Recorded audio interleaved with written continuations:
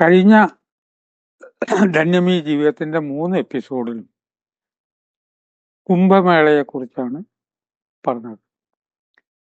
ആ കുംഭമേളയിലേക്ക് നാം എത്തുമ്പോൾ നമ്മളിൽ ഉണ്ടാകേണ്ട പരിവർത്തനങ്ങൾ പറയാനായിട്ടാണ് നേരത്തെ ആ കഥകൾ പറഞ്ഞത്. അമൃതം കിട്ടണം, ഇതിനൊരു ശ്രമമാണ് കാര്യം. ഈ അമൃത് കിട്ടാൻ എന്ത് ചെയ്യണം? പാലാഴി കടയണം. പാലാഴി എന്ന് പറഞ്ഞാൽ എന്താ? കഥ പറയുമ്പോൾ അതിനെ ഒരു സമുദ്രമായിട്ട് പറയും. അനുനിമിഷം പാലാഴി മദനം നമ്മുടെ മനസ്സിൽ നടക്കുന്നുണ്ട്. നമ്മുടെ മനസ്സ് സംസാരിക്കുന്നതിന് മുമ്പ് 1 മിനിറ്റ് ഒന്ന് നമ്മളൊന്ന് ചിന്തിക്കുന്നു. 1 മിനിറ്റൊന്നും ചിന്തിക്കില്ല, ഒന്ന് ചിന്തിക്കും, ഒന്ന് അങ്ങോട്ട് നോക്കും, അടുത്ത് എങ്ങോട്ട് കാല് വെക്കണം, 1 സെക്കൻഡ്. ആ 1 സെക്കൻഡ് സമയത്ത് മനസ്സിനകത്ത് ഒരു കടയിൽ നടക്കുന്നു. തൈര് കടയും, അപ്പം നെയ്യ് കിട്ടും. ഇതുപോലെ പ്രപഞ്ചത്തിലെ ടോട്ടാലിറ്റിയെ വെച്ച് നമ്മളൊരു മഥനം നടത്തുന്നുണ്ട്. ഒരു കാര്യം തീരുമാനമെടുക്കുമ്പോൾ ഇത്രയും ജന്മജന്മാന്തരമായിട്ട് നമ്മളിലുള്ള അറിവ്, പഠിച്ച അറിവ്, വായിച്ച അറിവ്, കേട്ട അറിവ് എല്ലാം കൂടി ചേർത്തിട്ടൊരു മഥനം നടക്കും. അതിൽ നിന്നാണ് ഒരു ആൻസർ കിട്ടുന്നത്. ഡോക്ടർ ചോദിക്കുകയാണ്, രോഗി രക്ഷപ്പെടുമെന്ന്. രോഗിയുടെ ബന്ധു അദ്ദേഹം ഇതുവരെ മനസ്സിലാക്കിയ കാര്യങ്ങൾ, ഇത് കണ്ട രോഗികൾ ഇതിനു മുമ്പത്തെ അനുഭവങ്ങളൊക്കെ വെച്ച് നോക്കിയിട്ട് സാധ്യത കുറവാണ്, അല്ലെങ്കിൽ രക്ഷപ്പെടും തീർച്ചയാന്നൊക്കെ പറയണത്. അവിടെ ഒരു പാലാഴി മദനം നടന്നു. ഈ കഥകളൊക്കെ അനുനിമിഷം നമ്മുടെ മനസ്സിൽ പാലാഴി മദനം നടക്കുന്നുണ്ട്. അതിൽ ചില വീഴ്ചകൾ സംഭവിക്കും. പ്രസംഗം തുടങ്ങുമ്പോൾ പാലാഴി മദനം നടക്കുന്നുണ്ട്, അടുത്ത വരി എന്ത് പറയണം എന്നുള്ളതാണ്. അത് അകത്ത് നടക്കുന്ന കാര്യമാണ്. അകത്ത് നടക്കുന്ന ഈ കാര്യത്തെ പുറത്തേക്കാക്കി മാറ്റി. അപ്പൊ നിശ്ചയിച്ചു, അസുരന്മാരോട് പറഞ്ഞു, അമൃത് കിട്ടിയാൽ നമുക്ക് ഭാഗിച്ചെടുക്കാം. അവരെ പണക്കുന്നത് ശരിയല്ല. നിങ്ങൾ ശക്തരാണ്, മിടുക്കന്മാരാണ്. ദേവന്മാരങ്ങനെയല്ല. അസുരന്മാര് ഒരു കാര്യം സാധിക്കാനായിട്ട് ഒരു കർമ്മം ചെയ്യുന്നവരാ. ദേവന്മാരങ്ങനെയല്ല.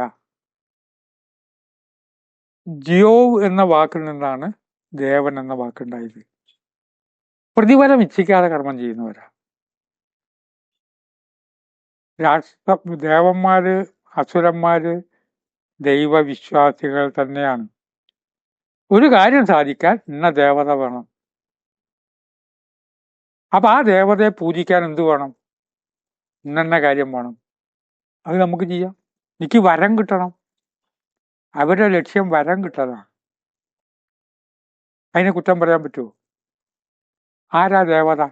ആ ദേവതയ്ക്ക് എന്താ ഇഷ്ടം? ആ ദേവതയെ പ്രീതിപ്പെടുത്താൻ എന്ത് ചെയ്യണം?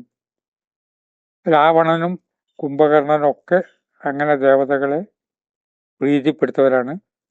അവര് ഉന്നത സ്ഥാനങ്ങളിലാണ് അസുരന്മാര്. അവര് നല്ല കയ്യിൽ നല്ല ചക്കറുള്ള പാർട്ടീസാണ്. അവര് മോശക്കാരല്ല. അവരെ നമുക്ക് ആവശ്യമാണ് ഈ ലോകത്തിന്. അപ്പൊ ദേവന്മാർ ഒരു ഭാഗം, അസുരന്മാർ ഒരു ഭാഗം മന്ധര പർവ്വതത്തിനെ കടകോലാക്കി വാസുകി എന്ന നാഗത്തെ കയറാക്കി. ഇത് മെഡിറ്റേഷനിലേക്ക് നീങ്ങുന്ന ഒരു വ്യക്തിയെ സംബന്ധിച്ചിടത്തോളം ഇതൊക്കെ നടക്കുന്നുണ്ട്. നമ്മൾ മെഡിറ്റേഷനിലേക്ക് പോകുമ്പോൾ, ഹിമാലയത്തിൽ പോകുമ്പോൾ, പ്രയാഗയിലേക്ക് സ്നാനത്തിനായി പോകുമ്പോൾ ഇതൊക്കെ അറിയണം. ഇത് അറിയാത്തവരുടെ മനസ്സിലും ഇത് നടക്കുന്നുണ്ട്. നല്ലപോലെ ഡ്രൈവിംഗ് അറിയുന്നവർക്ക് പിന്നെ വണ്ടിയാണ് എടുത്തില്ലെങ്കിൽ വേറെ വർത്തമാനത്തിനിടെ കൂടെ വണ്ടിയാണ് വിടും, കൈ എത്തേണ്ട സ്ഥലത്തൊക്കെ എത്തും. അതേപോലെ മെഡിറ്റേഷന്റെ കാര്യം ഒരു കഥാരൂപത്തിൽ ആക്കി നമ്മുടെ അകത്തെ ദേവന്മാരും അസുരന്മാരും ഒഴിവാക്കാൻ പറ്റില്ല, അസുരന്മാർ വേണം. ഈ രണ്ട് ശക്തികളും കൂടി പാലാഴിയാകുന്ന പ്രപഞ്ചത്തിലെ നമ്മുടെ എക്സ്പീരിയൻസിനെ എടുത്ത് ആ മന്ദരപർവ്വതത്തിനെ ആക്കിയ വിഷ്ണുവൊക്കെ സഹായിക്കും. മന്ദരപർവ്വതം താഴോട്ട് പോയപ്പോൾ വിഷ്ണു സഹായിച്ചു. അതിൻ്റെ കഥയുണ്ട്. വിഷ്ണു എന്ന് പറഞ്ഞാൽ എല്ലായിടത്തും നിറഞ്ഞു നിൽക്കുന്ന ആ ശക്തി മെഡിറ്റേഷൻ സമയത്ത് നമ്മളെ സഹായിക്കും. വാസുകിയുടെ തലഭാഗം പിടിക്കുമ്പോൾ സൂക്ഷിക്കണം. കാരണം വിഷ്ണു തന്നെ പറഞ്ഞു കൊടുത്തു, അഗ്നി ആണ് ചീറ്റുക, വളരെ ശ്രദ്ധിക്കണം തലഭാഗം പിടിക്കാൻ എന്ന് വിഷ്ണു തന്നെ ദേവന്മാർക്ക് പറഞ്ഞു കൊടുത്തു. വാസുകി എന്ന് പറഞ്ഞാൽ ടൈമിൻ്റെയും മേറ്ററിൻ്റെയൊക്കെ ഏറ്റവും ചെറിയ എലിമെന്റ് സർപ്പരൂപത്തിലാണ്. എനർജി എന്ന് പറഞ്ഞാൽ കോയിൽ ആണ്, ഇലക്ട്രിസിറ്റി. കോയിലാണ് എനർജി നിൽക്കുന്നത്. അതിൻ്റെ പ്രതീകമാണ് സർപ്പം. ആ സർപ്പം ഇതിൻ്റെ രൂപമായതുകൊണ്ടാണ് മാത്രമല്ല, സർപ്പത്തിൽ ആ ഗുണം ഉണ്ടാവും. അപ്പോൾ സർപ്പത്തിൽ ആ ഗുണം ഉണ്ടാകും. അതിൽ നിന്ന് ആ പാലാഴി കടന്നപ്പോൾ കിട്ടിയ കാര്യങ്ങളെക്കുറിച്ച് മനസ്സിലാക്കുമ്പോഴാണ് നമുക്ക് പ്രയാഗയെക്കുറിച്ച് കൂടുതൽ അറിയുക. എന്തൊക്കെയാണ് ആദ്യം കിട്ടിയത്? ആദ്യം ഒരു കാര്യം ഉണ്ടായി, തലഭാഗം ഞങ്ങൾക്ക് പിടിക്കണമെന്ന് അസുരന്മാർ പറഞ്ഞു. കണ്ടോ, അവർ കുറച്ച് അസൂയങ്ങൾ കുറച്ച് കൂടിയ ആളുകളാന്നൊരു വിചാരമുണ്ട്. ആ വിചാരമായിട്ട് മാറ്റി. എന്താ, തലഭാഗം ഞങ്ങൾ പിടിച്ചോണം, ആയിക്കോട്ടെ. എന്തായാലും പോയ്സൺ ശ്രദ്ധിച്ചപ്പോൾ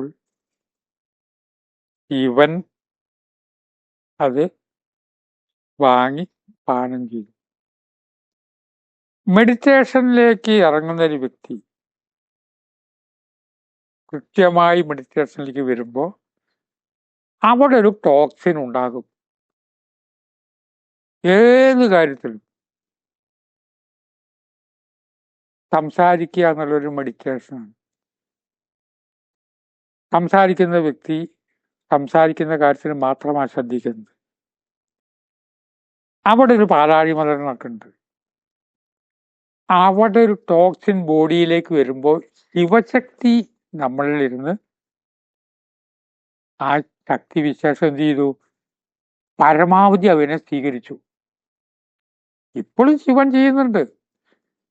കഴിക്കുന്ന ആഹാരം മുഴുവൻ വിഷം, ചാക്കടയേറ്റിലും വിഷം, വിഷത്തിൽ മുക്കി കഴിച്ച് ഇമ്മ്യൂൺ ആയിരിക്കണമെന്നൊന്നും തമാശ പറയരുത്. ശിവശക്തി അതിനൊക്കെ സ്വീകരിച്ച് നിർത്തിയിരിക്കുക ബോഡിയുടെ പല ഭാഗത്തും. ഏത് സമയത്തും ശരീരത്തിലെ ഈ ശക്തി ആലോചിക്കുകയാണ്, ഏറ്റവും ദുർബലമായ ഭാഗത്തു കൂടെ വേണമല്ലോ ഇത് പുറത്തേക്ക് കളയാൻ. എന്തായിരുന്നാലും ശരി, പോയ്സന്റെ അംശത്തെ ശിവശക്തി സ്വീകരിച്ചു. ഇനി മെഡിറ്റേഷനിൽ നിന്ന്, പാലാഴി മദനത്തിൽ നിന്ന് എന്തൊക്കെ ഉണ്ടായി എന്നും അത് മനസ്സിലാക്കുമ്പോൾ നമ്മൾ പ്രയാഗയിലെ ആ മഹാകുംഭമേളയുടെ മഹാത്മ്യത്തിലേക്കുള്ള ഓരോ പടികൾ കയറിക്കൊണ്ടിരിക്കുകയാണ്. അടുത്ത എപ്പിസോഡിൽ ബാക്കി പറയാം.